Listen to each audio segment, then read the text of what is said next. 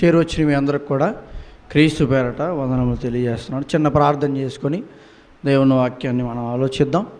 ప్రతి ఒక్కరు కూడా నాతో పాటు దేవునికి ప్రార్థించండి. దేవా, నీవు మాతో మాట్లాడు అని మనం బ్రతిమాలుకుందాం. ప్రతి ఒక్కరు పరిశుద్ధాత్మ సహాయాన్ని దేవుడిచ్చులాగన ప్రతి ఒక్కరు కూడా మీ యొక్క తనువుతో మనస్సును తెరచి అడగండి.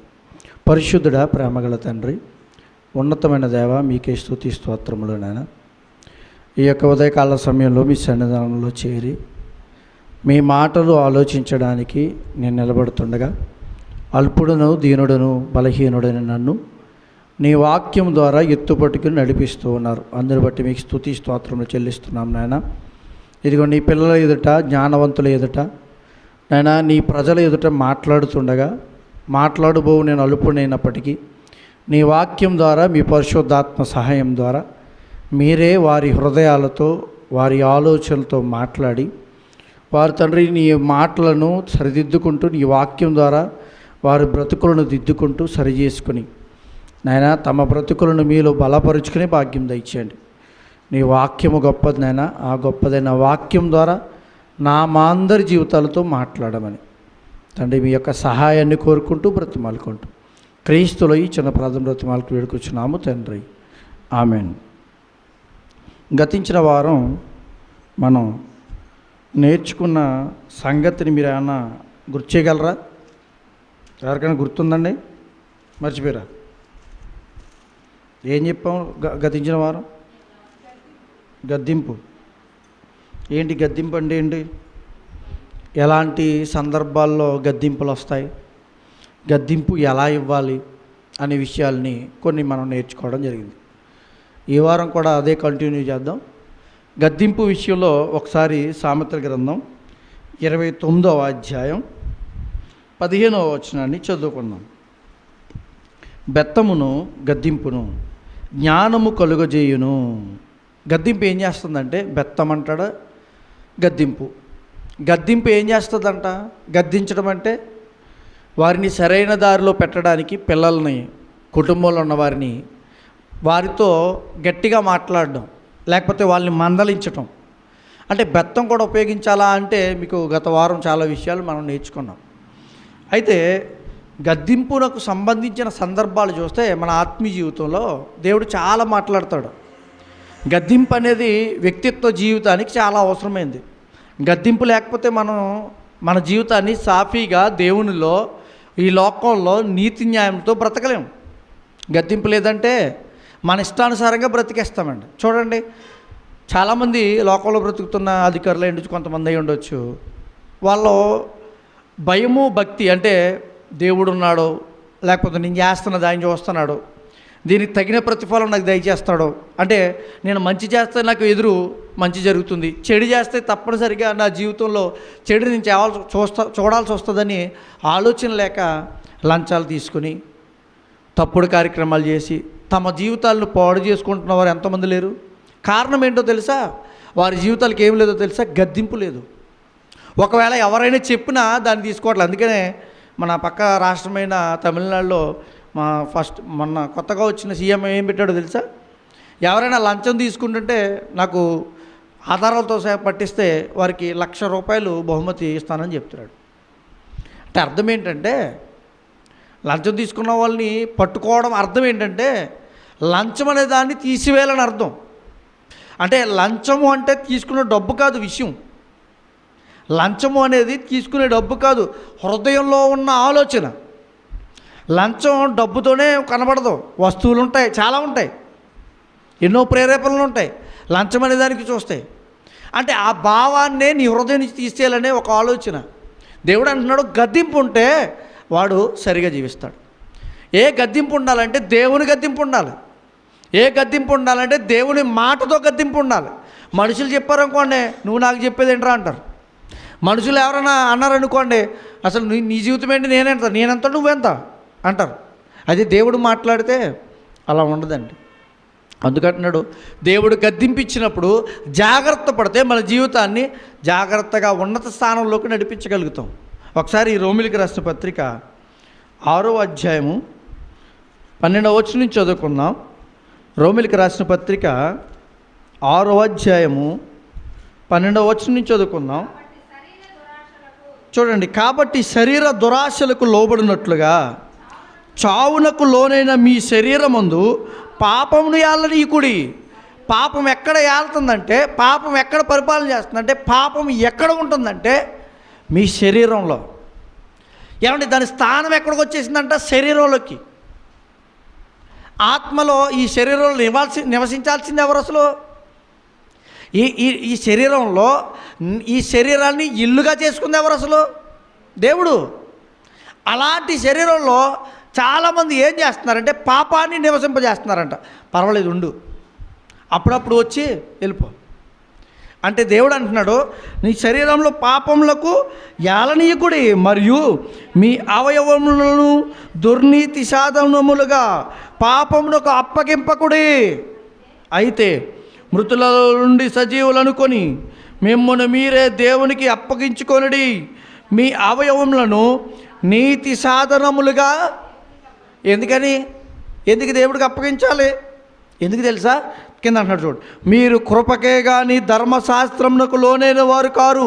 కృపకే కానీ ధర్మశాస్త్రం అంటున్నాడు. కృప అంటే ఏంటి? ధర్మశాస్త్రం అంటే ఏంటి? కృప అంటే మనం అడగకముందే మనల్ని రక్షించింది కృప. మనం చెయ్యకముందే కాపాడింది కృప. మనం ఎరగకముందే మనల్ని వెతుకుతుంది కృప. ధర్మశాస్త్రం ఎలా ఉంటుందో తెలుసండి? నువ్వు వెళ్ళాలి, చదవాలి, తెలుసుకోవాలి, ఆచరించాలి. అర్థమైందా? పాత నిబంధన గ్రంథం ఎలాంటిది తెలుసా? ఇశ్రాయేలు వెళ్ళి దేవాలయానికి వెళ్ళి అది చదివి దాంట్లో ఉన్న విషయాల ప్రకారం తమ జీవితంలో ఏదైతే బళ్ళు ఉన్నాయో, ఏ అర్పణలు ఉన్నాయో అన్నీ చెల్లిస్తేనే అది చెల్లుతుంది. కానీ దేవుడు ఏమంటున్నాడంటే, మీరు ధర్మశాస్త్రం బట్టి రాలా, కృపను బట్టి వచ్చారు. అంటే మిమ్మల్ని నేను పిలుచుకున్నాను అంటున్నాడు. మీరు ఎలా లోబడ్డారంటే, ఎలా దేవుని దగ్గరకు వచ్చారంటే, నేను ఇచ్చిన కృపను, నేను ప్రేమించాను మిమ్మల్ని. అందుకంటున్నాడు. అంటే అంత ప్రేమించాడు కాబట్టి మనల్ని గద్దిస్తున్నాడు. ఈరోజు నీ జీవితం ఎలా ఉంది? నీ బ్రతుకు ఎలా ఉంది? ఎక్కడ నీ జీవితాన్ని కొనసాగిస్తున్నావు? ఎవరితో నీ జీవితాన్ని కొనసాగిస్తున్నావు? దేవుడు సంబంధమైన జీవితమా? వాక్య సంబంధమైన జీవితమా? పాప సంబంధమైన సాతాను సంబంధమైన జీవితమా? నువ్వు ఎవరి మాటలు ఎక్కువ వింటున్నావు? దేవుని మాటల, సాతాను మాటల? లోకంలో ఉన్నవన్నీ ఎలాంటివంటే లోక సంబంధమైనవే అంటారు. అందుకనే దేవుని సంబంధమైన వాటితో నువ్వు బ్రతికితే లోక సంబంధమైన వాటిని నువ్వేం చేయగలుగుతావు? దూరం చేసుకోగలవు, ద్వేషించగలవు. విషయం ఏంటంటే, దేవుడు లోకము ఎందుకంటే ఇంత మన ప్రభావితం చేస్తున్నాయంటే, దేవుడు అంటున్నాడు, నువ్వు నా దగ్గరికి రావాలి. నా దగ్గరికి అంటే అర్థం ఏంటంటే, నేను చనిపోవాలని కాదు. నువ్వు చనిపోయిన తర్వాత మంచి నిత్య జీవనికి ఇవ్వాలి. ఈ లోకంలో బ్రతుకుతున్నావు కదా, కష్టపడుతున్నావు కదా, ఈ లోకంలో బ్రతుకుతున్నప్పుడు ఎన్నో సందర్భాల్లో, ఎన్నో విషయాల్లో నేను బ్రతకాలి. ఇప్పుడు ఆయన సుమారుగా 80 సంవత్సరాలు పైన ఉంటాయి. ఆయనకి బ్రతకాలని ఆశ ఉంది కానీ అంటున్నాడు. అంటే అర్థం ఏంటి? ప్రతి మనిషికి ఏముంటుందంటే బ్రతకాలని ఉంటుంది. ఆ బ్రతకాలని ఆశ ప్రతి మనిషికి ఉన్నది. చూడండి, ఆ ఆశని తీర్చడానికి దేవుడు అంటున్నాడు, నువ్వు నాతో బ్రతికితే నీ ఆశ ఏమవుతుంది? తీరుస్తాను. నువ్వు నాతో ఉంటే నీకు కావాల్సింది ఇవ్వగలను. లోకం ఇవ్వలేదండి, లోకం ఇవ్వలేదు. అనుకుంటాం సంతోషాలు కాసేపే, ఆ కొంచెం సమయమే, కొన్ని రోజులే ఆ సంతోషాలు, ఆనందాలు. తర్వాత మళ్ళీ మామూలు చూడండి, ఎక్కడైనా పెళ్ళి అవుతుంది అనుకోండి, వాళ్ళ ఇంటికి వెళ్ళాం అనుకోండి, సందడి ఎన్ని రోజులు ఉంటుంది చెప్పండి? ఎన్ని రోజులు ఉంటుంది సందడి? ఆ పెళ్ళి అయ్యే వరకు ఉంటుంది. తర్వాత మళ్ళీ వాళ్ళు పని చేసుకుంటూ వాళ్ళు బ్రతకాలి, మనం వచ్చేసి మనం లేదు ఇంకా రోజు ఆనందంగానే ఉంటామండి. అది అవుతుందా? జరగదు. అందుకని అంటున్నాడు, నువ్వు ఒకవేళ రోజు ఆనందంగా బ్రతకాలంటే నువ్వు ఎక్కడికి రావాలో తెలుసా? దేవుని దగ్గరికి రావాలి. మరొక మాట కూడా చూద్దాం. రోమిలికి రాసిన పత్రిక 8వ అధ్యాయము 13వ వచనం చూద్దాం. మీరు శరీరానుసారముగా ప్రవర్తించిన యెడల. చూసారా? ఒకవేళ శరీరం చెప్తున్నట్టుగా మనం వింటూ శరీర ఆశల్ని నెరవేరిస్తే మనం ఏమైపోతాం? ఏమండి, ఎవడ చావడు? అడగండి. మీరు ఎక్కడికి వెళ్ళినా అడగండి, ఏ సైంటిస్ట్ని అడగండి, ఎంత గొప్ప జ్ఞానం కలిగిన వాడని అడగండి, చచ్చిపోవడని చెప్పివాడు ఎవడున్నాడో జరుగుతుంది. అది ప్రతి మనిషి చచ్చిపోవాలి. మరి ఈయన ఎలా అంటున్నాడేంటి? మీరు చావవలసిన వారై ఉండగా, చదవండి. ఉందురు కానీ, అంటే మీరు ఒకవేళ శరీరానుసారంగా బ్రతికితే చనిపోతారు కానీ అంటున్నాడు. మరి ఈ లోకంలో బ్రతుకుతున్నప్పుడు చనిపోరంటే చనిపోతాం, కానీ తర్వాత మాట్లాడుతున్నాడు చదువు. ఆత్మచేత శరీర క్రియలను చంపిన ఎడల జీవించెదరు. ఎప్పుడు జీవిస్తాం? ఆత్మచేత శరీర క్రియలను చంపితే జీవిస్తామంట. ఎప్పుడు? ఏమంటే ఇప్పుడు జీవించట్లేదా? ఇప్పుడు శరీర క్రియలు చేస్తున్నా జీవిస్తున్నామే, శారీరకంగా బ్రతుకుతున్నా జీవిస్తున్నామే. ఆత్మతో బ్రతికితే ఇక్కడేం జీవిస్తాం? ఏమి జీవిస్తాం? ఏం తెలుస్తుంది నాకు? విషయం ఏంటంటే, ఆత్మతో బ్రతికేవాడు ఈ లోకంలో మరణాన్ని ఎదురిచ్చిన, మరణం మన జీవితంలోకి వచ్చిన తర్వాత జీవితం మనకి బహు గొప్పదనే జీవితం ఉంది. అది మాట్లాడుతున్నాడు, అది చెప్తున్నాడు. ఆత్మలో మీరు జీవించవలసిన వారై ఉన్నారు. ఎంతకాలం అంటే, ఎంతకాలం బ్రతుకుతారు ఆత్మతో? ఆత్మలో ఎంతకాలం బ్రతుకుతారు? ఈ ఆత్మ ఎంతకాలం ఉండదు చెప్పండి? ఎవరైనా చనిపోయినప్పుడు అక్కడికి వెళ్ళి ఏం మాట్లాడదు మనం? ఏమంటారు మీరు? ఉదాహరణ, నేను చనిపోయినప్పుడు మా ఇంటికి వచ్చాను కూడా ఉదాహరణ చెప్తున్నాను. శ్రీకాంత్ గారు చచ్చిపోడు కదా ఏంటి అంటారా? ఏమంటారు మీరు? చెప్పాలి. మనం అప్పుడప్పుడు ఇంటూ ఉంటాం కదమ్మా, చనిపోయిన వారి ఇంటికి వెళ్ళినప్పుడు, వెళ్ళిపోయావా, ఎదురుగుండా బాడీ ఉంటుంది, ఎదురుగుండా అతని బాడీ లేదా ఆమె బాడీ ఉంటుంది అక్కడ. అప్పుడు అంటూ ఉంటారు, వెళ్ళిపోయావా నాయన, వెళ్ళిపోయావా అమ్మ అంటుంటారు. వెళ్ళిపోయింది ఎవరు, ఉన్నది ఎవరు? అదే మాట్లాడుతున్నాడు. ఆత్మ. ఆ ఆత్మను కాపాడుకోగలిగే స్థానం ఎక్కడుందో తెలుసా? ఈ శరీరంతో బ్రతుకుతున్నప్పుడే. ఈ శరీరం వెళ్ళిపోతే ఆ ఆత్మను రక్షించుకోలేం. ఈ శరీరం వెళ్ళిపోయిన తర్వాత, ఈ శరీరం నాశనం అయిపోయిన తర్వాత, ఈ శరీరంలోంచి ఈ ఆత్మ విడిపోయిన తర్వాత కాపాడుకోలేం. కానీ ఈ శరీరంలో ఉన్నప్పుడే ఈ ఆత్మను రక్షించుకోగలిగే శక్తి నీకు నాకు ఇస్తున్నాడు దేవుడు. ఎలా అంటే, ఆత్మచేత ఈ శరీర క్రియలనంట చంపేయాలంట. ఆత్మచేత శరీర క్రియలను ఎలా చంపగలం? పాయింటా? ఒకసారి ఆలోచిద్దాం. ఆత్మచేత శరీర క్రియలను ఎలా చంపగలం? ఆత్మ దేవుడు ఏమంటాడంటే, నువ్వు మాట్లాడేటప్పుడు నీ శరీరానుసారమైన ఇష్టపూర్వకమైన ఇచ్చకపు మాటలు మాట్లాడొద్దు. ఏది ఇతరులతో సంభాషిస్తున్నప్పుడు జ్ఞానయుక్తమైన అవసరమైన మాటలు మాత్రమే మాట్లాడమంటుంది దేవుని వాక్యం. శరీరం ఏమంటుంది తెలుసా? రే, ఇష్టానుసారం బూతులు, సరసోక్తులు, వేళకోలాలు, ఇంకా ఎన్నో. దేవునికి లోక శరీర సంబంధమైన వాటికి అది తేడా. అందుకే అంటున్నాడు, కొలసీలకు రాసిన పత్రిక 3వ అధ్యాయం తీద్దాం. కొలసీలకు రాసిన పత్రిక 3వ అధ్యాయము 5వ వచనం నుంచి చదువుదాం. కావున భూమి మీదనున్న మీ అవయవములను అనగా, దేవుడు అంటున్నాడు, మీ భూమి మీద ఉన్న మీ అవయవాలు ఏమున్నాయి? మనకు అవయవాలు మనకు తెలిసినవి ఏంటంటే కాళ్ళు, చేతులు, కన్ను, ముక్కు, నోరు, చెవులు, ఇవన్నీ అవయవాలు కదా మనకి. దేవుడు వేరే అవయవాలు చూపిస్తున్నాడు ఇక్కడ. ఈ అవయవాలు ఎక్కడుంటాయి? ఒకసారి చూడండి, ఏమంటున్నాడు? జారత్వం కనబడుతుందా? కంటికి కనబడదు. కానీ ఉందా? ఉంది. అపవిత్రత, కామోతురత, దురాశ, నేనే బాగుండాలి, నేనే ధనవంతుడిగా ఉండాలి. దురాశ కొరకు ఏం చేస్తారంటే, ఇంకా ఎక్కడైనా దిగుతారు, ఏదైనా చేద్దాం. ఉదాహరణకి లోకంలో ఇప్పుడు చాలామంది యవనస్తులు ఎలా పడిపోతారు? డబ్బు సంపాదించాలి. మీరు చూస్తున్నారు లేదు? అప్పుడప్పుడు మనకి యూట్యూబ్లో అక్కడక్కడ కష్టపడి సంపాదించడం లేదు. బండి మీద వెళ్ళటం, ఇద్దరు, ఒక వ్యక్తి ఎవరైనా లేడీస్ నడుచుకుంటూ వెళ్తుంటే వాళ్ళ మెల్ల ఉన్నది లాక్కుని వెళ్ళిపోవడం. ఒకవేళ వాళ్ళు గట్టిగా పట్టుకున్నారనుకోండి, చంపడమో కొట్టడమో. ఎంత దురాశ చూడండి. వాళ్ళు బ్రతకడానికి వాళ్ళు చేసే చెడు కార్యాలకి ఎంత దురాశ చూడండి. అందుకంటున్నాడు, కష్టపడటం మానేసి కష్టపడి జీవించాలనే తపన మానేసి చెడు వ్యక్తులుగా మారిపోతున్నారు. దురాశ. లోకంలో ఒక మాట అంటే దురాశ కదా. అంటే లోకమే ఇలా చెప్తున్నాడు, దేవుడు ఇంకెలా చెప్తాడు? ఇప్పుడు కోర్టుకు వెళ్ళామనుకోండి, వాడు చేసిన తప్పే అంటారు. కానీ తప్పుని ఇంకా కఠినంగా చూపించి గుర్తించి చెప్పగలిగింది ఏంటో తెలుసా? దేవుని మాట. అంత ఎందుకండి, చట్టాలు న్యాయాలు ఎక్కడి నుంచి పుట్టుకొచ్చే? దేవుని వాక్యం నుంచే. అదంతా లోతుకు వెళ్తే, చరిత్రలోకి వెళ్తే బోల్డ్ ఉన్న విషయాలు చదువుతాను. విగ్రహారాధన అయినా ధనాపేక్ష, అంటే విగ్రహారాధన అయినా ధనాపేక్ష అంటే డబ్బు సంపాదించాలనే తపన. దాన్ని ఏమంటున్నాడు? విగ్రహారాధన అంటున్నాడు. చంపివేయుడి. వాటి వలన దేవుని ఉగ్రత అవిధేయులైన వారి మీదికి వచ్చును. సరిపోద్ది. ఇంకా కిందకి చదువుకుంటూ వెళ్తే అంటాడు చూడండి 9వ వచనం, ఒకనితో ఒకడు అబద్ధమాడకుడి, ఎలాగనగా ప్రాచీన స్వభావమును దాని క్రియలతో కూడా మీరు పరిత్యజించి, అంటే ఒకప్పుడున్న జీవితాన్ని మీరు వదిలేశారు. ఏమున్నది ఫస్ట్?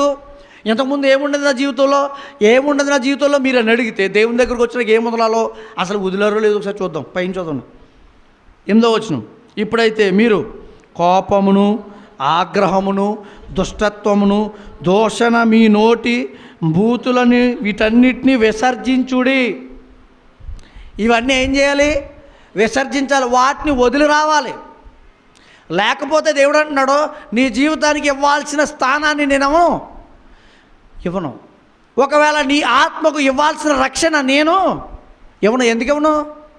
నువ్వు బ్రతకడంలో నీ ఇష్టానుసారంగా బ్రతకవు, కానీ నేను చెప్పినట్టు బ్రతకలేదు. ఉదాహరణకు అడుగుతాం, ఏమంటే దేవుడు చెప్పినట్టు నేను ఎందుకు బ్రతకాలి? ఉదాహరణకు అనుకుందాం, దేవుడు చెప్పినట్టే మనిషి ఎందుకు బ్రతకాలి? మనిషి చెప్పినట్టు మనిషి బ్రతికితే తప్పేముంది? ఉదాహరణకి మా నాన్న చెప్పినట్టు నేను ఎందుకు బ్రతకాలి అని మీరు అడగండి. మీ నాన్న ఏం చెప్తాడు మీకు? చెప్పాలి. ఏమంటే మీ నాన్నే మంచి చెప్పినప్పుడు మీ నాన్నని, మీ తాతని, మా నాన్నని, మన తాతల్ని, మన తాత ముత్తాలని పుట్టించి నడిపిస్తున్న దేవుడు చెప్పింది చెడు ఎందుకు అవుద్ది? కరెక్టా కదా? అవునా కదా? మరి అలాంటి ఆయన చెప్పిన మాటని ఎందుకు గ్రహించట్లేదు అంటే, లోకం ఏం చేస్తుందో తెలుసా? దేవుని మాటని కప్పేస్తుంది. లోకం ఏం చేస్తుందో తెలుసా? దేవుని మాటని పక్కకు పెట్టి ఇచ్చేస్తుంది. అంటే లోకమంతా ప్రభావితం అయిపోయింది. ఒక మాట అంటే అన్నీ తయారైపోతున్నాయి. ఇప్పుడు ఇంతకుముందు టెక్నాలజీ కన్నా ఇంకా అడ్వాన్స్డ్ టెక్నాలజీ వచ్చేసింది. మామూలు ఒక ఫోటోను పెడితే కదులుతున్నట్టుగా వీడియో తయారు చేస్తున్నారు. అంటే ఎంత మారిపోయింది పరిస్థితి అంటే చూడండి, అర్థం చేసుకోండి. అంటే దేవుని కంటే లోకం ఎలా ఉంటుందో తెలుసా? అడ్వాన్స్డ్కి వెళ్ళిపోద్ది, అడ్వాన్స్డ్కి వెళ్తుంది. కానీ దేవుణ్ణి దాటి ఏమీ చేయలేదు. ఎందుకంటే దేవుని ఆలోచనకు తప్పించి మనిషి జ్ఞానం ఏమాత్రము పనికిరాదు. చూద్దాం అసలు కుటుంబ క్రమశిక్షణ కొరకు మనం ఏం చేయాలి? పౌలు అంటాడు, మొదటగా సంఘం కోసం మాట్లాడుతూ సంఘానికి చెప్తూ పౌలు గారు ఏమంటాడో తెలుసా? నా జీవితంలో నేను బాగుపడడానికి, నా ఆత్మ నశించిపోకుండా ఉండడానికి, నేను దేవుళ్ళో బ్రతకడానికి ఏం చేస్తాడో తెలుసా? కొరింథీయులకు రాసిన మొదటి పత్రిక 9వ అధ్యాయము 26వ వచనం చూద్దాం. కొరింథీయులకు రాసిన మొదటి పత్రిక 9వ అధ్యాయము 26వ వచనం, కాబట్టి గాలిని కొట్టునట్లు నేను పోట్లాడలేదు. ఒకవేళ ఇతరులకు ప్రకటించిన తరువాత నేను భ్రష్టునైపోదునేమో అని నా శరీరంను నలగొట్టి దాన్ని లోపరుచుకుంటున్నాడు. అర్థం ఏంటి? పౌలు గారు ఒక సేవ చేస్తున్నాడు కదా, సేవ చేస్తున్నప్పుడు ఇప్పుడు ఉదాహరణకి మనకు సేవ చేస్తున్నప్పుడు ఇప్పుడు చాలామంది మంచిగా చూస్తూ ఉంటారు సేవకుల్ని. కొంతమంది వాళ్ళకి ఆతిథ్యాలు ఇస్తారు, అన్నీ పెడతారు, బాగుంటుంది. దాన్ని ఆసరాగా తీసుకుని నాకు అది చేయండి, ఇది చేయండి అని ఆర్డర్ వేయకూడదు. ఇక్కడ నలుగు కొట్టుకోవడం అంటే తెలుసా? ఆ సమయంలో ఆహారం లేకుండా ఉందనుకోండి, అక్కడ కడుపు మంచినీళ్ళతో కడుపు నింపుకొని ముందుకెళ్ళిపోవాలి. అలా నలగొట్టుకుంటున్నాడంట. ఏమ్మా ఏంటి మీరు అందరూ నాకు మీకు సేవ చేస్తున్నాను, మీ అందరికీ వాక్యం చెప్తున్నాను, నాకు ఎవరా అని అంటలేదంట. నలగొట్టుకోవడం అంటే ఒకవేళ కుటుంబంలో వాళ్ళ జీవితంలో వాళ్ళకున్న పరిస్థితి సమస్యలు ఏమున్నా వాటిని పట్టించుకోవట్లేదు. ఎందుకో తెలుసా? వాటన్నిటిని ఎరిగిన వారు ఆయన మనకిస్తాడని గుర్తెరిగి ముందుకెళ్తున్నాడు. అందుకంటున్నాడు అలా నలగొట్టుకుంటున్నాడంట. నలగొట్టుకోవడం అంటే ఒక కర్ర ఇచ్చుకుని పాటా కొట్టుకుంటున్నాడని కాదు. నలగొట్టుకోవడం అంటే తోట కర్ర ఇచ్చుకుని ఎవరు అప్పుడప్పుడు కొట్టుకుంటారు చూడండి, అలా కొట్టుకుంటున్నాడని కాదు. నలగొట్టుకోవడం అంటే అవసరమైన దాన్ని లేకపోయినా దాన్ని తట్టుకుని నిలబడుతున్నాడు అని అర్థం. అవసరమైన వాటిని తన జీవితంలో కనబడకపోయినా, వాటిని అవసరాలు తీరకపోయినా నిలబడి దేవుల్లో వెళ్తున్నాడు. అందుకు కుటుంబం కొరకు మాట్లాడుతున్నాడు. కుటుంబాన్ని క్రమశిక్షణలో పెట్టాలంటే మనం ఒకసారి సామెతల గ్రంథానికి వెళ్దాం. కుటుంబం గద్దింపు కలిగి బ్రతకాలంటే సామెతల గ్రంథం, ఇవి మనకు తెలిసిన విషయాలు అయినప్పటికీ కూడా మళ్ళీ ఆలోచిద్దాం. 13వ అధ్యాయం 24వ వచనం. సామెతల గ్రంథం బెత్తము వాడని వాడు తమ కుమారునికి విరోధి, కుమారుని ప్రేమించువాడు వారిని శిక్షించును. ఏమండే, బెత్తం వాడకపోతే విరోధంట, కుమారుని ప్రేమించేవాడంటే శిక్షిస్తాడంట. కుమారుడు అన్నాడు కదా అని ఇంకా అమ్మాయిలు లేరండి ఇక్కడ, అమ్మాయిలు చెప్పకపోతే పర్లేదు అని అనుకోకండి. ఇక్కడ అర్థం ఏంటంటే, ఇప్పుడు ఉదాహరణకి మీకు ఒక విషయం చెప్తాను. మన ఇంట్లో ఇప్పుడు కొడుకులు లేరనుకోండి, ఆడపిల్లలు ఉన్నారనుకోండి, ఎలా పెంచుతాం మనం? ఈడు నా కొడుకుని అంటాం. ఎవరిని? కుమార్తెని. అర్థమవుతుందా? అయితే కుమార్తెని ఈడు నా కొడుకు అన్న మాత్రాన కొడుకైపోద్దా? కుమార్తె కదా. అంటే ఇక్కడ అంటే పిల్లలకి చెప్తున్నమాట. బెత్తం వాడని వాడు తన కుమారునికి విరోధంట. ఎందుకు విరోధం అవుతాడు? ఎందుకు కొట్టాలి? ఎందుకు వాడాలి? చదవండి, కింద చదవండి. కుమారుని ప్రేమించువాడు వానిని. ఎందుకు చెప్పనా? ఈరోజు దిద్దుబాటు లేక, ఈరోజు క్రమశిక్షణలో పెట్టక పిల్లలు చాలా పాడైపోతున్నారు. మీకు తెలుసో లేదో, మన ప్రాంతాల్లో ఎక్కువ శాతం పిల్లలు బాగుండాలని వేరే దేశాలకు వెళ్ళి కష్టపడి సంపాదించి పంపుతుంటే వారి క్రమశిక్షణ లేక పాడైపోయి ఈరోజు రోడ్ల మీద అక్కడక్కడ అర్ధరాత్రులు తిరగడం మనం చాలా బాధాకరమైన సంగతులు మనం చూస్తూ ఉంటాం. ఎక్కువ శాతం డ్రగ్స్ ఎడిక్టు, మద్యపానం, ఇంకా ఇతరమైన చెడ్డ ఆలోచనలన్నీ నింపిపోయి. కారణం ఏంటో చెప్పనా? క్రమశిక్షణ లేక. విషయం ఏంటంటే వాళ్ళు ఎలా అయిపోతారంటే, దేవుడు లేడని బుద్ధిహీనులు తమ హృదయంలో అనుకుంటారని అంటున్నది కీర్తన గ్రంథంలో. అలా మారిపోతారంట. అంటే ఎలా అయిపోతారంటే బుద్ధిహీనంగా మారిపోతారు. ఎప్పుడు? నీ గద్దింపు నువ్వు ఇవ్వకపోతే, గద్దింపు వారి జీవితంలో లేకపోతే. దేవుడు మాట్లాడుతున్నాడు ఈరోజు మనతో. మన జీవితంలో మనం ఎలా ఉన్నాం? ఒకవేళ మన తల్లిదండ్రులు ఏమకపోయినా, మన పిల్లలు ఎలా ఉన్నారో, లేకపోతే మన తల్లిదండ్రులు మనం చెప్పకపోయినా ఈరోజు దేవుడు మనతో మాట్లాడుతున్నాడు. ఒకవేళ వాళ్ళు బాగోకపోయినా మనం బాగోవాలి. ఒకవేళ మనం బాగున్నామా మన పిల్లలు బాగోవాలి, మన కుటుంబం బాగోవాలి. కాబట్టి మనం ఏం చేయాలంటే దేవుని వాక్యాన్ని పఠించాలి. మన జీవితంలో క్రమశిక్షణతో పెంచుకోవాలి. క్రమశిక్షణ ఎలా వస్తుంది? చాలామంది చూడండి, మా పిల్లలు సరిగా మాట వింటలేదు, వాళ్ళు ఎలా చేయాలో ఎలా చెప్పాలో కూడా తెలియట్లేదు అని అంటారు. ఎప్పుడు తెలుసా? యవ్వన ప్రాయంలోకి వచ్చిన తర్వాత. కానీ దేవుడు ఏమంటాడు? ఎప్పుడు బాగు చేయమంటాడు? బాల్యమునందే నీ దేవుని మాటను స్మరణకు. ఎప్పుడు స్మరణకు వస్తాం? బాల్యంలో నీ పిల్లలకు దేవుని మాటలు స్మరణకు రావాలంటే, అప్పటి నుంచి గుర్తు రావాలంటే నీ పిల్లలు నువ్వేం చేయాలో తెలుసా? చిన్నప్పటి నుంచి దేవుని మాటలతో పెంచాలి. పెంచుతున్నారు అలాగ ఈరోజు? చెప్పండి. అరే చర్చికి వెళ్ళలేదంటే, చర్చికి వెళ్ళలేదా నువ్వు? ఎందుకు వెళ్ళలేదని అడిగేవరున్నారా? పోయి దూరంగా పనిచేస్తున్నారు కదా, ఇంటికి ఫోన్ చేసి ఈరోజు చర్చికి వెళ్ళావా, ఈరోజు ఆరాధనకి వెళ్ళావా, ప్రార్థనకి వెళ్ళావా, ఎక్కడున్నావు నువ్వు ఇప్పుడు అడుగుతున్నారంటారా? కుర్రోడు కదండి. చాలామంది ఏమంటారు తెలుసా? కుర్రోడు కదండి, అలా ఉంటారు, తిరుగుతారు. అలా తిరిగి ఏం చేస్తారో తెలుసా? నీ జీవితానికి నీకు నష్టం తెస్తారు. ఎంతోమంది జీవితాలు ఇలా చూస్తున్నామండి మనం. ఏమన్నా వాళ్ళు తప్పు పట్టాలని కాదు, మంచి చేయాలని అనుకున్నారు. కానీ ఏం ఎదురవుతుందో తెలుసా? ఆ మంచిలో చెడు వచ్చేస్తుంది. ఎందుకు చెప్పనా? వారు శిక్షణలో పెంచకపోవడం, వారు శిక్షణ ప్రకారం తన పిల్లల్ని అభివృద్ధిలోకి తీసుకురాకపోవడం. దేవుడు చెప్పిన మాట ప్రకారం మనం చెయ్యకపోతే తప్పనిసరిగా నష్టపోతాం. ఇది షూర్ అండి. ఇంకా దానికి ఇంకొక మార్గమే లేదు. దేవుని మాట ధిక్కరించామా? ఏమన్నా ఎందుకు పెంచలేమని గద్దించకుండా, ఎందుకు పెంచలేమని ప్రేమ చూపించి ఎందుకు పెంచలేమని కొట్టకుండా అని అన్నారా? రేపొద్దున కొట్టే బాధ వాడికి తెలియదు అనుకోండి. ఒకవేళ నువ్వు ఎప్పుడన్నా అనుకోని టైంలో అనుకోని పరిస్థితి జరిగినప్పుడు వాడిని కొట్టావు అనుకో, వాడు తట్టుకోలేక ఏం చేస్తాడో తెలుసా? ఏమైపోతాడో తెలియదు. ఎన్నో పరిస్థితులు అండి ఇలాంటివి.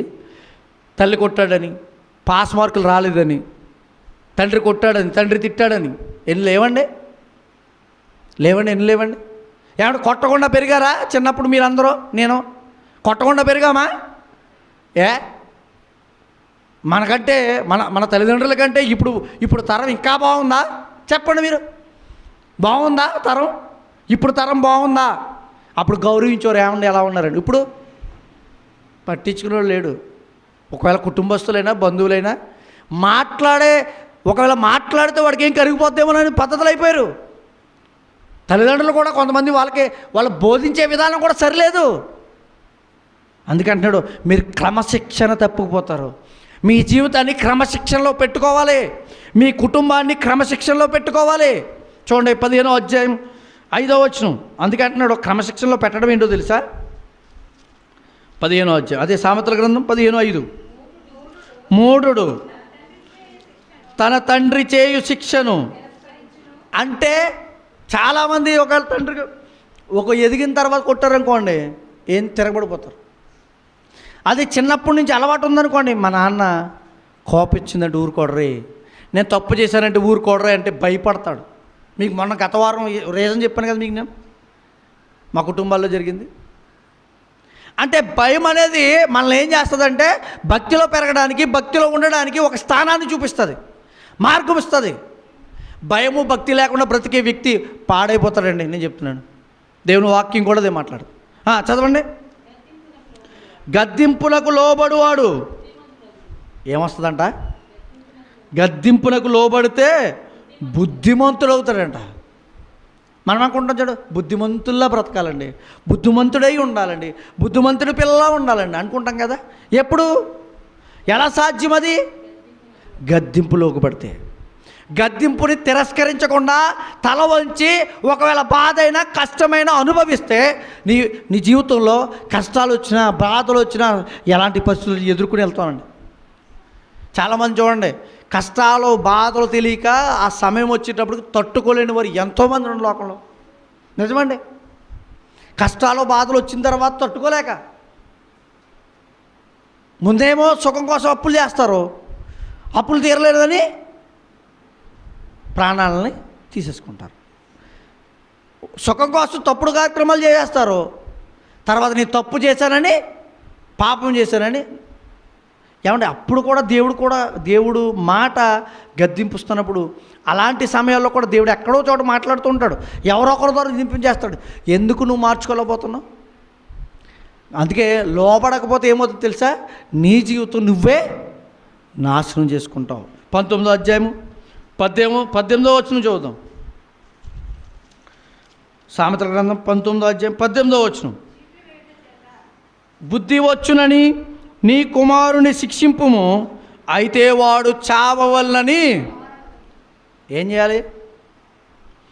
ఏమండి, బుద్ధి వస్తుందని గద్దించాలా? పిల్లల్లో కుటుంబాల్లో బుద్ధి చెప్పాలా? శిక్షించాలా? శిక్ష అంటే అర్థం ఏంటో తెలుసా? శిక్ష అంటే 2 రకాలు ఉన్నాయి లోకంలో. తప్పు చేసిన తర్వాత అధికారులు లేకపోతే ప్రభుత్వాలు వేసే శిక్షని శిక్ష అంటారు. శిక్షణ అంటే వాళ్ళకి నేర్పించడం, బాధ పెట్టైనా వారిని బలవంతులుగా నిలబెట్టడం. అదే అంటున్నాడు ఇక్కడ. నీ పిల్లలకి బుద్ధి వస్తుందని నేర్పు తప్ప వాడు చనిపోవాలని కోరుకోవద్దు. ఒకవేళ చనిపోవాలని నువ్వు కోరావా, నువ్వు దేవుని ఎదుట దోషి అయిపోతావు అంటున్నాడు. అందుకే ఈ విషయాల్లో కుటుంబాన్ని సరిగా కట్టుకోవాలి.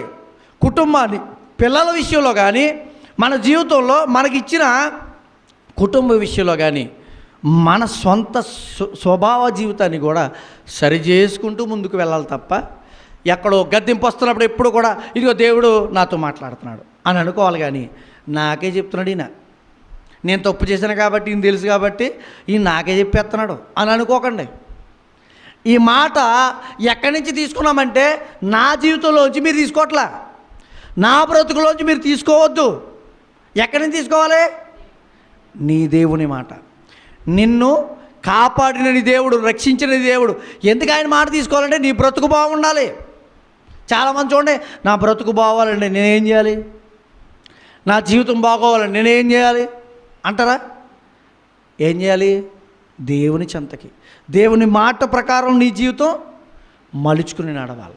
చూడండి, గద్దింపు సంబంధించిన సందర్భాల్లో పరస్పరం ఒకరికొకరు క్రమశిక్షణలో బ్రతకాల్సిన అవసరం ఉంది. క్రమశిక్షణ అంటే తల్లిదండ్రులు ఒకటే నేర్పేదని మాత్రం అనుకోకండి. క్రమశిక్షణ తల్లిదండ్రులు నేర్పేది కూడా ఉంది. రెండవదిగా మనం చూస్తే స్నేహితుల మధ్య లేకపోతే బంధువుల మధ్య ఒక పరస్పర మంచి స్వభావం కలిగిన మాటలు తీరి ఉండాలి. చూడండి ఒకసారి సామెతల గ్రంథం 17వ అధ్యాయం 10వ వచనం చదువుదాం. సామెతల గ్రంథం 17వ అధ్యాయం 10వ వచనం. బుద్ధిహీనునికి 100 దెబ్బలు నాటునంత కంటే బుద్ధిమంతునికి ఒక గద్దింపు మాట లోతుగా నాటును. 100 మాటలతో తిట్టినా బుద్ధిహీనుని తిడితే వాడు ఏం చేయలేడంట, సరి చేసుకోడంట. కానీ బుద్ధిమంతుడు ఒక్క మాట అంటే ఏం చేస్తాడో తెలుసా? వెంటనే సరిదిద్దుకుని సరి చేసుకుని ముందుకెళ్ళిపోతాడు. నన్ను తిట్టాడు కదా అని వీడి మీద కోపం పెట్టుకుంటాను, నేను నన్ను మాట అన్నాడు కదా అని వీడిని దుష్టుడిగా ఎదుగుతాను అని అనుకోకూడదు. ఒకవేళ అలా ఎంచుకుంటే మనం ఏం చేసినట్టు, మనం ఎలా ఉన్నట్టు? బుద్ధిహీనంగా బ్రతుకుతున్నాం. అయ్యో నా కోసం దేవుడు ఈరోజు మాట్లాడుతున్నాడే, నా జీవితంతో మాట్లాడుతున్నాడు, నేను చేసిన తప్పును ఖండిస్తున్నాడే, నేను అలా ఉండకూడదని నన్ను నేను మార్చుకోగలిగాను అనుకోండి, నువ్వు ఎలా ఉండగలుగుతావు తెలుసా? బుద్ధిమంతునిగా. అందుకంటున్నాడు ఒక్క దెబ్బతో నువ్వు మార్చేసుకుంటావు. 100 దెబ్బలు కొట్టకలేదు నీకు. నువ్వు బుద్ధిమంతుడిగా మారాలంటే, బుద్ధిమంతుడిగా నీ జీవితాన్ని చూపించుకోవాలంటే ఒక్క మాటతో, ఒక్క గద్దింపుతో నువ్వు సరి చేసుకుని ముందుకెళ్ళిపోవాలి. ఇదే దేవుడు కోరుతున్నాడు, ఇలాగే ఉండాలంట. చూద్దాం 27వ అధ్యాయం 27వ అధ్యాయం 5-6 వచనాలు చూద్దాం. లోపల ప్రేమించుట కంటే బహిరంగముగా గద్దించుట మేలును కోరి స్నేహితుడు గాయములు చేయును, పగవాడు లెక్కలేనన్ని. ఏం జరుగుద్దంట? లోపల ప్రేమించడం. లోపల ప్రేమ ఉందండి కాబట్టి నేను ఏం చేస్తున్నానంటే వాడిని ఏమి అన్నాం. కానీ అనకుండా ఉంటాడు, ఏమవుతాడు? ఉదాహరణకి నువ్వు చిన్నప్పటి నుంచి ఏమని అన్నావా? నువ్వు ఇప్పుడు ఎందుకు కొడుతున్నావు? చిన్నప్పటి నుంచి ఏమని చెప్పావా? ఇప్పుడు ఎందుకు చెప్తున్నావు? చిన్నప్పటి నుంచి నన్ను ఏమైనా సరి చేసావా? నువ్వు ఇప్పుడు ఎందుకు అంటున్నావు? తిరగబడతారు. లోపల గద్దించడం కాదు, లోపల ప్రేమించడం కాదు, బహిరంగంగా ఏం చేయాలి? గద్దించాలి. వాడు ఎందుకు తెలుసా? వాడు బుద్ధి వస్తుంది, వాడు మారతాడు. వాడు మారకపోతే వాడికి నష్టమే, నీ కుటుంబానికి నీకు నష్టమే అంటున్నాడు దేవుడు. ఇక్కడ నష్టం ఉందా? ఎన్నో నష్టాలండి. ఇలాగా ఎంతోమంది నష్టపోయిన వాళ్ళు, మీరు అలాంటి నష్టాలు జరిగిన వాళ్ళ దగ్గర వెళ్ళి అడిగితే వాళ్ళ చిట్ట ఇప్పారనుకోండి, అసలు బాబోయ్ నేను జాగ్రత్తగా ఉండాలి రా బాబు అనిపిస్తుంది.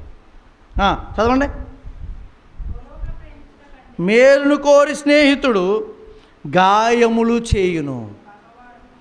చాలామంది స్నేహితులు ఎలా మాట్లాడతారంటే తిట్టినట్టుగా మాట్లాడతారు. చాలామంది స్నేహితులు ఎలా మాట్లాడతారంటే ప్రేమగా మాట్లాడతారు. ఏది నిజమంటారు? ఏది కరెక్ట్ అంటారు?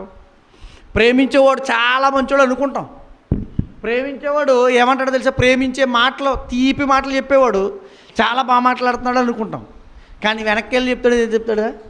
వీడు కబుర్లు చెప్తాడు కానీ వీడు ఇలాంటి పనులు చేస్తాడండి అంటాడు వెనక్కి వెళ్ళి. అదే ఎదురుగుండా వచ్చారే నువ్వు చేస్తుంది తప్పు, ఈ విషయంలో మాత్రం సరి చేసుకోకపోతే నువ్వు పాడైపోతావు, నీ జీవితం పాడు చేసుకుంటావు చెప్పామనుకోండి, కొంచెం తిట్టినట్టు ఒక బాధ కలిగినట్టు ఉంటుంది. కానీ వాడి జీవితం ఏమవుతుందో తెలుసా? మేలుకరం అవుతుందంట. అంటే ఇతరుల పట్ల లేకపోతే వ్యక్తుల పట్ల, కుటుంబంలో కానీ స్నేహితుల పట్ల ఎలాంటి స్వభావం కలిగి ఉండాలని చెప్తున్నాడు. నువ్వు గద్దించే స్వభావం ఉండాలి, గద్దింపుని అంగీకరించే స్వభావం కలిగి ఉండాలి. అంటే ఒకవేళ అవకాశం వచ్చినప్పుడు నీకు అవకాశము అలాంటి స్థానం వచ్చినప్పుడు నువ్వేం చేయాలి? గద్దించాలి. లేదనుకో ఎవరైనా గద్దిస్తున్నారనుకో నువ్వేం చేయాలి? కర్రించుకుని వెళ్ళిపోవాలి కదా. ఏం చేయాలి? అవునా, ఎందుకు నాకు ఇలాంటి గద్దింపు వచ్చింది, సరే ఆలోచిద్దాం, సరి చేసుకుందాం, మార్చుకుని వెళ్ళిపోదాం అనే క్రమశిక్షణ తదితమైన జీవితం మనలో ఉండాలని కోరుతున్నాడు ఇక్కడ దావీదు గారు. అదే అంటాడండి. దావీదు గారు ఏమంటాడు చూడండి, కీర్తన గ్రంథం 141వ కీర్తన 5వ వచనం చదువుదామా?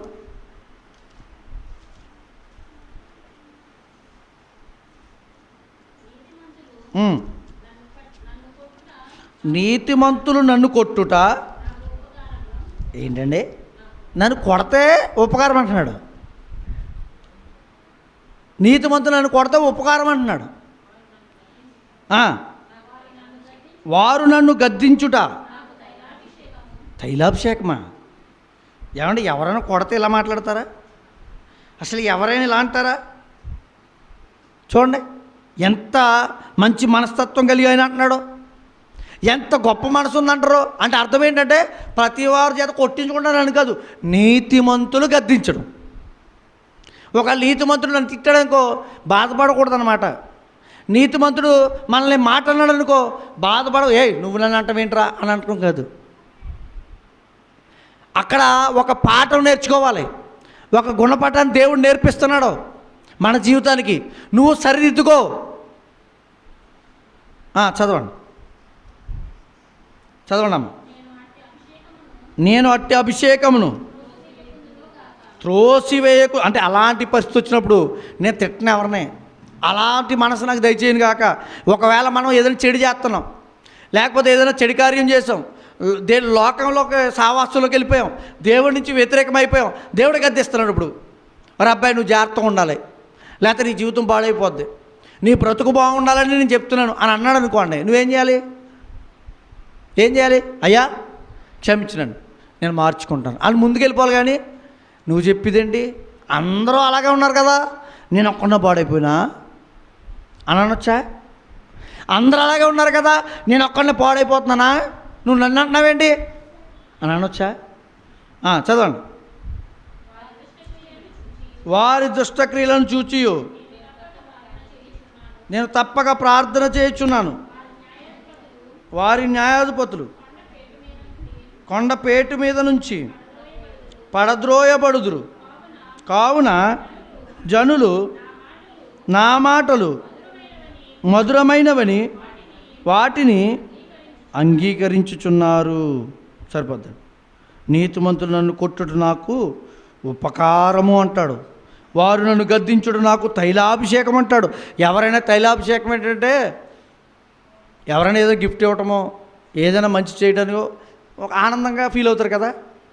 దావీదు దేన్ని ఫీల్ అవుతాడు మంచిగా అంటే గద్దించడానంట తైలాభిషేకంగా చేసుకుంటున్నాడంట. తైలాభిషేకం అంటే చాలా గొప్పదండి. ఆనాటి కాలంలో ఒక రాజును అభిషేకించాలంటే తైలం వేసి అభిషేకించాలి, గొప్ప స్థానం. ఎప్పుడు ఆ భావాన్ని ఎక్కడ తీసుకుంటున్నాడంటే ఎవరైనా ఇతన్ని గద్దించినప్పుడు, ఎవరైనా మంచివారు గద్దించినప్పుడు, మంచి విషయాల్లో గద్దిస్తున్నప్పుడు, చెడ్డ విషయాన్ని ఎత్తి చూపుతున్నప్పుడు, చెడ్డదాన్ని వదిలి చూపించమన్నప్పుడు ఈయన అంటున్నాడు దావీదు గారు, నాకు అది చాలా గొప్పది. నేను అట్టి అభిషేకమును త్రోసివేకుందునుగాక, వారి దుష్టక్రియలను చూచియు నేను తప్పక ప్రార్థన చేయుచున్నాను. చూసారా? అంటే దావీదుకుండే మనస్తత్వం మనలో ఉండాలా? లేదు మన మనస్తానుసారంగా మనం అనుకోవచ్చా? ఉండాలా? దావీదుకున్న మనస్తత్వం మనలో ఉండాలి. క్రమశిక్షణ అనేది, జాగ్రత్త అయిన క్రమశిక్షణ అనేది మన బ్రతుకులో ఉండాలి. మరి విశ్వాసుల మధ్య దేవుడు ఎలాంటి గద్దింపును కోరుతున్నాడు? విశ్వాసుల మధ్య ఎలాంటి గద్దింపు మనకు ఉండాలి? ఒకసారి చూద్దామే. లోకాసు వార్త 17వ అధ్యాయం 3వ వచనం చూద్దాం. లోకాసు వార్త 17వ అధ్యాయము 3వ వచనం. ఏం చేయాలంట? మీ విషయమై మీరే జాగ్రత్తగా ఉండుడి. మీ సోదరుడు తప్పిదము చేసిన ఎడల ఏం చేయాలి? వదిలేయి అండి అని అంటున్నాడా? వాడిని ఏం చేయాలి? గద్దించుము. అతడు మారు మనసు పొందిన ఎడల, చూసారా, గద్దించమంటున్నాడు, మళ్ళీ ఏం చేయమన్నాడు? క్షమించు. వాడు మారితే, మారకుండా క్షమించమంటలా, వాడు మారితే తప్పక క్షమించు. అంతేకాదు ఇంకొక మాట ఉంటాడు చూడండి, తెస్సలోనికీయులకు రాసిన 2వ పత్రిక 3వ అధ్యాయం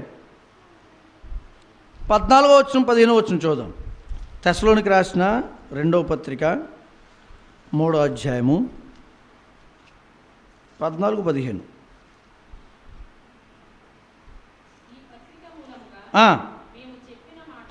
మేము చెప్పిన మాటకు ఎవడైనాను లోబడని ఎడల అతనిని కనిపెట్టి అతడు సిగ్గుపడు నిమిత్తం అతనితో సాంగత్యం చేయకూడదు.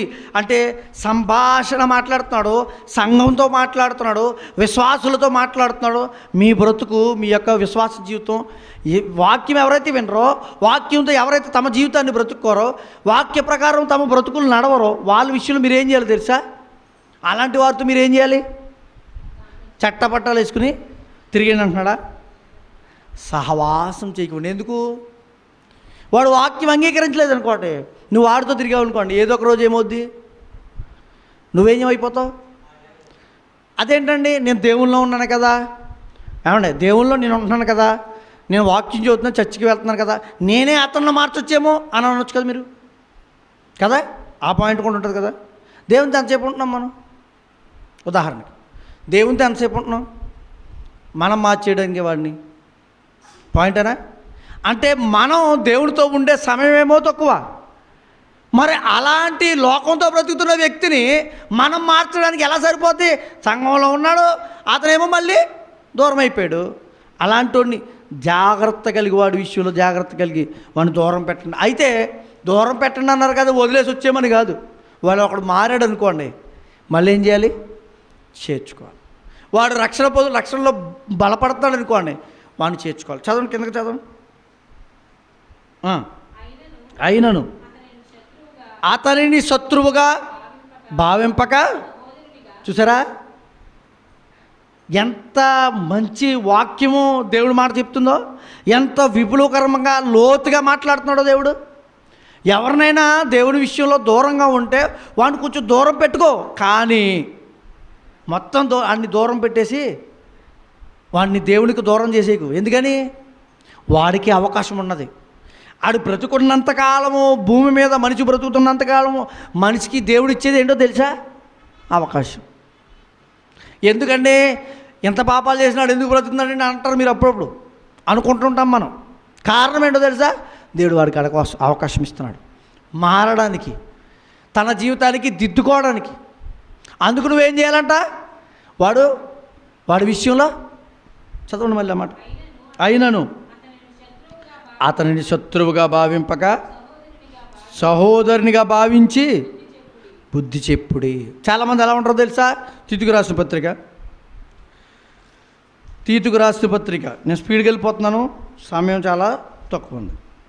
2వ అధ్యాయం 15వ వచనం. వీటిని గూర్చి బోధించుచు హెచ్చరించుచు సంపూర్ణాధికారంతో దుర్బోధన ఖండించుచు నుండుము, నిన్నెవరిని తృణీకరింపనీయకుము. తీతుకు చెప్తూ పౌలు గారు అంటున్నాడు, బోధ విషయంలో ఖండించు. అంటే ఏం చేయమంటున్నాడు? గద్దించండి. ఎందుకు? లోకంలో తమకిష్టమైన బోధకులను ఏర్పరచుకున్నారంటున్నాడు కొంతమంది. ఆ పాస్టర్ గారు అయితే అంత మాట తిడతారా, ఈ పాస్టర్ గారు అయితే ఏమనరు.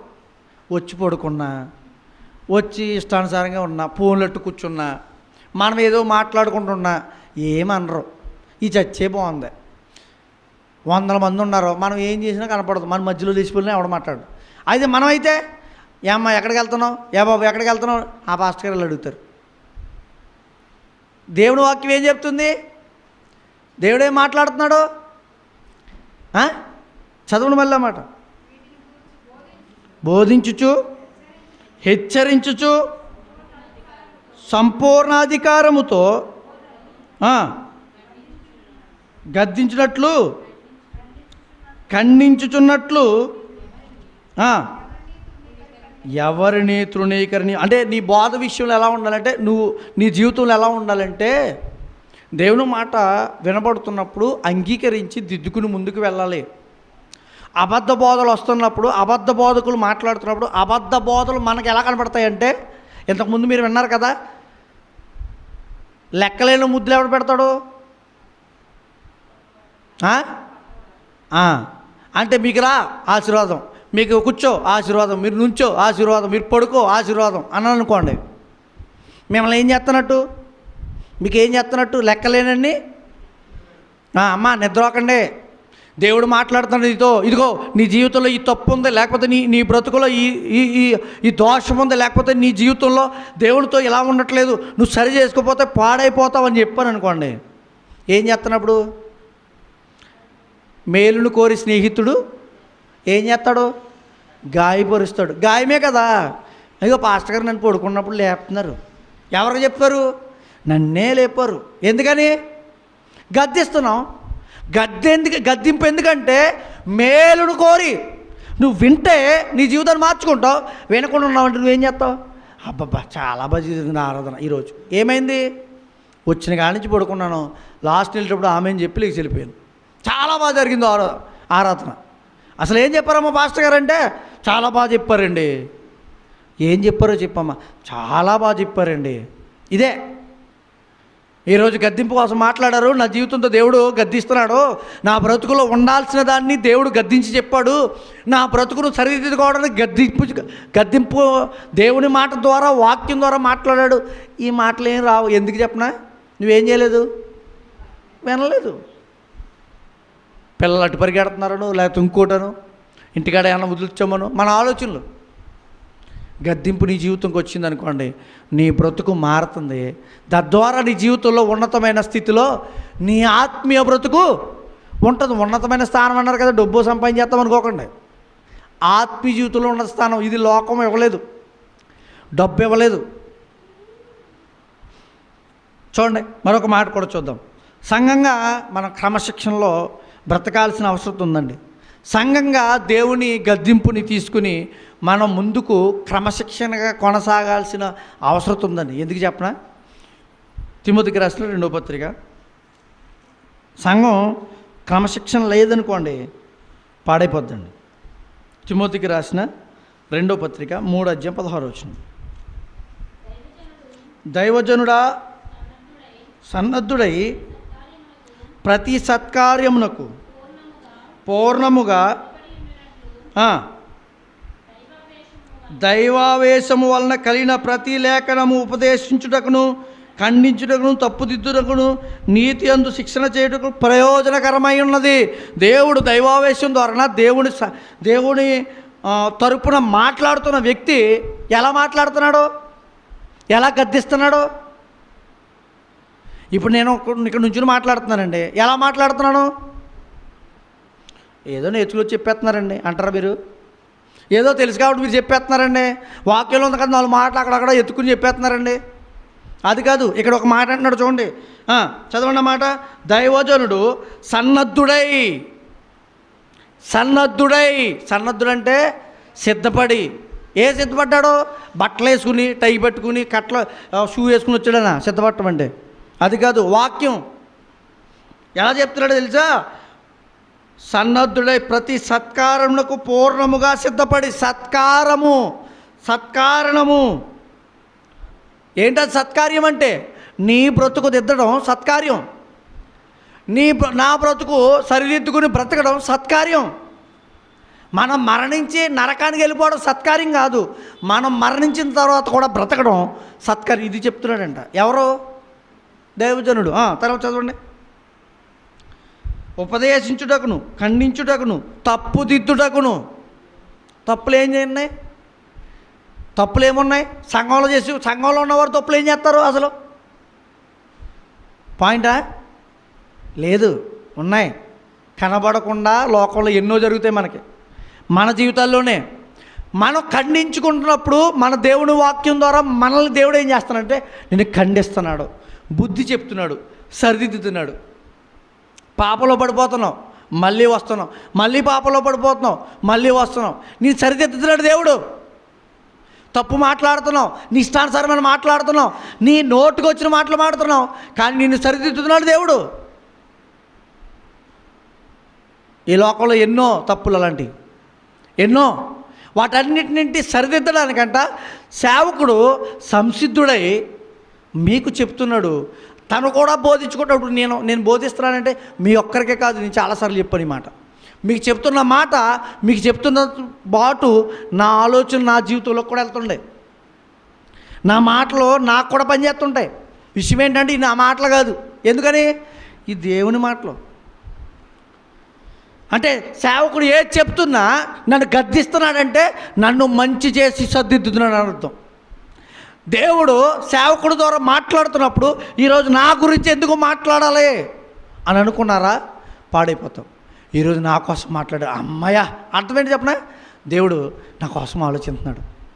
ఈరోజు నేను పాపం చేసి దేవుడికి దొరికిపోయాను కాబట్టి పాపం గురించి చెప్పాడు, అంటే నా విషయంలో నేను ఏం చేశాను? తప్పిపోయాను కాబట్టి అయ్యమ్మయ్య ఈరోజు నన్ను గుర్తిస్తున్నాడు దేవుడు. అంటే అర్థమేంటి చెప్పనా? నేను పాపంలో ఉండకూడదు అని ఆయన ఆలోచన, నేను పాపంలో పడిపోకూడదని ఆయన ఆలోచన. ఎందుకంటే ఆయనకి ఇష్టం నువ్వంటే. నేను సరిదిద్దడానికి కారణం ఏంటంటే నువ్వంటే, నేనంటే ఆయనకి ఇష్టం. అందుకే ఈ మాటలు చెప్తున్నాడు. ఇంకొక మాట కూడా చూద్దామా? తీతుకు రాసిన పత్రిక 2వ అధ్యాయము 15వ వచనం. చాలా విషయాలు ఉన్నాయి, నేను ముగించేస్తాను ఇంకా.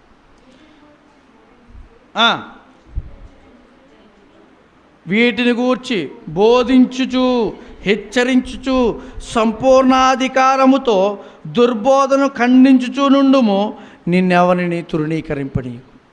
దుర్బోధలు ఎన్ని ఉన్నాయంటే లోకంలో చాలా ఉన్నాయమ్మా, జాగ్రత్త వహించండి. అక్కడ చూస్తే చాలా ఆనందంగా ఉంటుంది, అక్కడ చూస్తే చాలా ఆహ్లాదకరంగా ఉంటుంది. నిజమైన సంఘం ఆహ్లాదకరమైన వాతావరణం, సంతోషకరమైన ఏదో గొంతులు గోళలు ఉండేది కాదు, దేవుని దగ్గర ఉండేది. నిజమైన సంతోషం ఎలా ఉంటుందో తెలుసా? ఆత్మతో ఉండేది. గట్టిగా చప్పట్లు కొట్టి, వాయిద్యాలు కొట్టి, కేకలేసి, బొబ్బలేసి చెప్పేది కాదు ఆనందం. ఆరాధన ఎంత బాగా జరిగిందండి అంటారు కొంతమంది, నాకు తెలిసిన వాళ్ళు. అక్కడక్కడ చర్చిల్లో గొప్ప ఆరాధన జరిగింది అంటే అర్థం చాలా గట్టిగా పాట పాడుతూ ఎక్కువసేపు పాడి మ్యూజిక్ బాగా కొట్టి గొంతులేసి నిలబడి అటు ఇటు తిరిగేసి ఇలా చేసిందని ఏమనుకుంటారంటే గొప్ప ఆరాధన జరిగింది అనుకుంటారు. విషయం ఏంటంటే అది కాదు గొప్ప ఆరాధన. నీ ఆత్మతో నీ దేవునికి స్తుతించడమో, నీ దేవుణ్ణి అడగడమో, నీ దేవునితో సంభాషించడమో అసలైన ఆరాధన. ఆరాధనలో చాలా రకాలు ఉన్నాయి. పాట ఒక్కటే ఆరాధన కాదు. వాక్యం వినడము ఆరాధనే, వాక్యంతో బ్రతకడం ఆరాధనే, ప్రార్థన చేయడం ఆరాధనే. ఆరాధనలో ఒక భాగం పాట. పాటలోనే సంతోషించి వాక్యం చెప్పడం బయటకు వచ్చేయమనుకోండి, నీకేం లేదు, సంతోషం ఉంటుందా? హెచ్చరింపు ఉంటుందా? పాట పాడడం హెచ్చరింపు వచ్చేసిందా? నీ బ్రతుకు దిద్దుకుపోద్దా? రక్షణ పొందాల్సిన వాడు రక్షణ పొందేస్తారా? లేదు. అందుకే అంటున్నాడు, గద్దింపు వచ్చినప్పుడు నువ్వు సహించాలి, గద్దింపు వచ్చినప్పుడు నువ్వేం చేయాలి? అంగీకరించి సరిదిద్దుకుని ముందుకెళ్ళిపోవాలి. ఇదే మాట్లాడుతున్నాడు. గద్దింపు ఏం చేస్తుందో తెలుసా? జ్ఞానము కలుగజేస్తాను. గద్దింపు బెత్తమును గద్దింపును జ్ఞానము కలుగజేయును అంటున్నాడు. దేవుని వాక్యం మనతో మాట్లాడుతున్నప్పుడు, సహోదరుడా సహోదరి, ఆత్మీయులైన మనం అందరం కూడా దేవుడు మనతో మాట్లాడుతున్నప్పుడు ఈ మాట నా జీవితానికి ఎంత ముఖ్యమైనదయ్యా, ఈ మాట ఈరోజు నాతో ఎందుకు మాట్లాడాడు, నేను దేవుడితో సంభాషించడమో, దేవునితో సహవాసం కలిగి ఉండడమో ఎందుకు? చూడండి, గద్దింపు వచ్చినప్పుడు చాలామంది తట్టుకోలేరండి. ఎవరైనా ఎలా మాట్లాడమనుకోండి, తిడుతున్నామనుకోండి ఉంటారా? ఎవరైనా తిట్టామనుకోండి ఉంటారా? అబ్బా నువ్వు గొప్పోడు, నువ్వు అంత కాదు, నువ్వు ఇంత కాదు అని చెప్పామనుకోండి, మన దగ్గర నుంచి వెళ్ళడం. అరే నీలో తప్పు ఉందిరా, లేకపోతే నీలో తప్పు ఉందమ్మా అని చెప్తున్నాం అనుకోండి, గద్దింపు అతలాకుతలం చేసి అర్థం కాని స్థానంలోకి వెళ్ళిపోద్ది. దేవుడు అంటున్నాడు, గద్దింపు ఎలాంటిదంటే మంచిది, గద్దింపు ఎలాంటిదంటే సరిదిద్దుకునేది, గద్దింపు ఎలాంటిదంటే నిన్ను నిత్య జీవంలోనికి నడిపించేది. గద్దింపే వాక్యం. అసలు గద్దింపు అనేదే వాక్యం. ఎందుకంటే శిష్యులకి ఏం ఇచ్చాడు తెలుసా? ఒక ఆజ్ఞ ఇచ్చాడు. ఆజ్ఞ అంటే ఏంటి? ఆజ్ఞ అంటే ఏంటి? కమాండ్ అంటే ఇంగ్లీష్లో కమాండ్ అంటారు. చేయాల్సింది అంటే తప్పనిసరిగా నువ్వు చేయాలి, తప్పనిసరిగా చేయాలన్నదాన్ని ఏంటంటారు? మళ్ళీ గద్దింపులోకి వెళ్ళిపోద్ది. శిష్యులు సమస్త సర్వ సృష్టికి మీరు వెళ్ళి సువార్తను ప్రకటించండి. ఇదేంటి? కమాండ్లో ఏముంది? ప్రేమ ఉందా? కమాండ్లో ఏముంది? ప్రేమ ఉన్నదండి. ఎందుకంటే అందరూ నాశనం అయిపోకూడదండి. గద్దింపు ఉందండి, మనం చేయాల్సిన పనిని చూపించటం. ఇవన్నీ కలగొలిపిందే దేవుని మాటలోని సారం. ఈరోజు గద్దింపు నిన్ను నన్ను ఏం ప్రశ్నించింది? ఈరోజు ఈ గద్దింపు మాటలో మనల్ని ఏ విధంగా ప్రశ్నిస్తున్నాయి? ఈరోజు దేవుడు చెప్పిన ఈ మాటల్లో నన్ను ఏ విధంగా మార్చడానికి దేవుడు మాట్లాడాడు ఈరోజు. ఆలోచించుకోండి మీరు నన్ను నేను ప్రశ్నించుకుందాం. ప్రశ్నించుకుంటే ఏమవుతుందో తెలుసా? సమాధానం దొరుకుతుంది. సమాధానం ఎక్కడ దొరుకుతుంది? దేవుని మాట దగ్గరే. ఈరోజు మనతో మాట్లాడుతున్నప్పుడు దేవుడు అంటున్నాడు, నువ్వు మారగలిగితే నీ జీవితంలో నేను ఉంటాను, నీకు కావలసిన మేలును నేను చేయడానికే నిన్ను గద్దిస్తున్నాను. మేలు కోరి స్నేహితుడు గాయములు చేయును. మరి దేవుడు మేలు కోరి ఏం చేయడా? ఏం కొట్టడా? నన్ను ఏం తిట్టడా? మన జీవితంలో పడుతున్న బాధలు, నష్టాలు, అనారోగ్యాలు, ఎన్నో శోధనలు ఎందుకు వస్తున్నాయి? ప్రశ్నించండి ఒకసారి. కొన్ని మనం చేసే తప్పుదలు బట్టి కొన్ని రావచ్చు. రెండవది, నిన్ను నన్ను మార్చుకోవడానికి దేవుడు తన ఆలోచన ద్వారా, గద్దింపు ద్వారా మనల్ని ఆయన దగ్గరికి నడిపిస్తున్నాడు. ఇదేనండి దేవుని మాట, గద్దింపు. అయితే ఈరోజు గద్దింపు ఎలాంటిది అనుకోవచ్చు మనం మన జీవితానికి? పిల్లల విషయంలో గద్దింపు అనేది మంచిది. ఎందుకంటే పిల్లలు పాడైపోకుండా ఉండాలంటే గద్దించకపోతే పిల్లలు పాడైపోతారు. అలాగే సమాజంలో, సంఘంగా మనం కూడా ఒకరి పట్ల చాలా విషయాలు ఉన్నాయి. ఒకరి విషయంలో ఒకరు ఎలా ఉండాలి, దూరం అయిపోకుండా ఎలా ఉండాలి, వారిని ఒకవేళ దూరపరచాలంటే ఎలాంటి సందర్భాల్లో దూరపరచాలి, ఎందుకు దూరపరచాలి, ఒకవేళ దూరపరిచిన వాడిని వదిలేయాలా, ఇంకా చాలా విషయాలు ఉన్నాయి. దేవుడు ఈరోజు మాటలు మన జీవితంతో మాట్లాడుతున్నాడు, మన హృదయంతో అడుగుతున్నాడు, తన ప్రేమతో తెలియజేస్తున్నాడు. ప్రేమించేవాడు ఎప్పుడు కూడా లోపల ప్రేమించడు, బహిరంగంగా గద్దిస్తాడు. దేవుడు అదే మాట్లాడుతున్నాడు. నిన్ను గద్దించేటప్పుడు నువ్వు ఎలా తీసుకుంటున్నావు? నిన్ను గద్దిస్తున్నప్పుడు నువ్వు ఇది అంగీకరిస్తున్నావు? మనం ప్రశ్నించుకుందాం. దేవుణ్ణి అడుగుతూ ప్రార్థనాపూర్వకంగా ముందుకు కొనసాగుదాం. కళ్ళు మూసుకొనండి, ప్రార్థన చేసుకుందాం. మహోన్నతుడా, ప్రేమమయుడా, కృపగల తండ్రి, సర్వశక్తిమంతుడా, నీ మాటలు గొప్పవి, నీ మాటలు ఘనమైనవి. నిజమేనా? మమ్మల్ని గద్దించారు, ఎంతో విలువైన మీ మాటలతో గద్దిస్తున్నారు. మా లేదని తెలిసి తెలియకపోతే క్షమించండి తండ్రి. పరిశుద్ధునిగా, పవిత్రునిగా నీ వద్ద నీ యొక్క సమ్ముఖంలో జీవించే భాగ్యం దయచేయండి. మీ పిల్లలుగా మేము అందరం ఉన్నాం. మమ్మల్ని అందరూ మీరు చూస్తూ ఉన్నారు. ఎవరైతే ఈ మాటలు వింటున్నారో నన్ను గద్దింపు ఎంత క్రమశిక్షణ కలుగజేస్తుందో నీ వాక్యం ద్వారా తెలియజేశారు. అలాంటి క్రమశిక్షణలో మేమందరం ఉండే భాగ్యాన్ని, అట్టి కృపను మా అందరికీ దయచేయమని, విన్న ఈ మాటలు దృష్టిలో ఎత్తిపోకుండా మా హృదయాలు ఫలింపజేసి మీరే బలము కలిగి, శక్తి కలిగి మా యొక్క జీవితాల్లో నడిపించమని ప్రార్థిస్తూ, ఇదిగో నీ పిల్లలు విన్న మాటలు వ్యర్థం కాకుండా ఫలభరితంగా వారి జీవితంలో ఉండేలాగా సహాయం తెచ్చాము. క్రీస్తులో ఇచ్చిన బ్రతిమాలకు వేడుకొచ్చున్నాము తండ్రి. Amen, amen. అందరికీ వందనం తెలియజేస్తున్నాను.